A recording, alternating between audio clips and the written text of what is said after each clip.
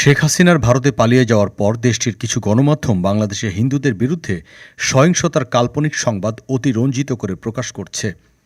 এতে কেবল ভারত ও বাংলাদেশের মধ্যে সম্পর্কের অবনতি হলেও তাই দেশের হিন্দুদের কোনো কাজে আসছে না। কাতার ভিত্তিক সংবাদ মাধ্যম আল জাজিরার এক প্রতিবেদককে দেবরাজ ভট্টাচার্য নামে ঢাকার একজন ৪২ বছর বয়সী হিন্দু ব্যাংকার জানিয়েছেন, কিছু বিশেষ ভারতীয় মিডিয়া যেভাবে বিজেপির সাথে জোটবদ্ধ হয়ে বাস্তবতাকে পাশ কাটিয়ে ভয়ের পরিবেশ ছড়াচ্ছে তা আমাদের এখানে কোনো সাহায্য করছে না। তিনি ভারতের ক্ষমতাসীন হিন্দুত্ববাদী প্রধানমন্ত্রী নরেন্দ্র মোদীর ভারতীয় জনতা পার্টি অর্থাৎ বিজেপির কথা উল্লেখ করেন।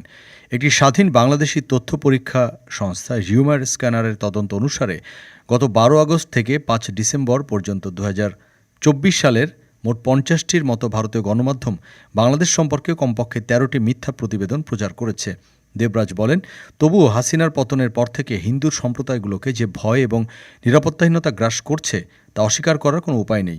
বেশিরভাগ গ্রামাঞ্চলে যারা হাসিনার শাসনামলে খুব বেশি আধিপত্য বিস্তার করতে পারেনি তারা এখন শক্তিতে পরিণত হয়েছে।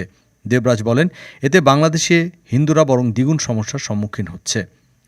ভট্টাচার্য আরও বলেন, বাংলাদেশের সংবিধান থেকে ধর্মনিরপেক্ষতা বের করা হলে এটি একটি স্পর্শ বার্তা দেবে যে ধর্মীয় সংখ্যালঘুরা আর রাষ্ট্রের কাছে গুরুত্বপূর্ণ নয়।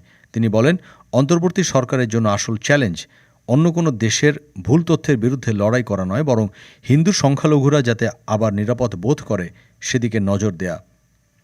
ডেস্ক রিপোর্ট, আজ বার্তা, ঢাকা।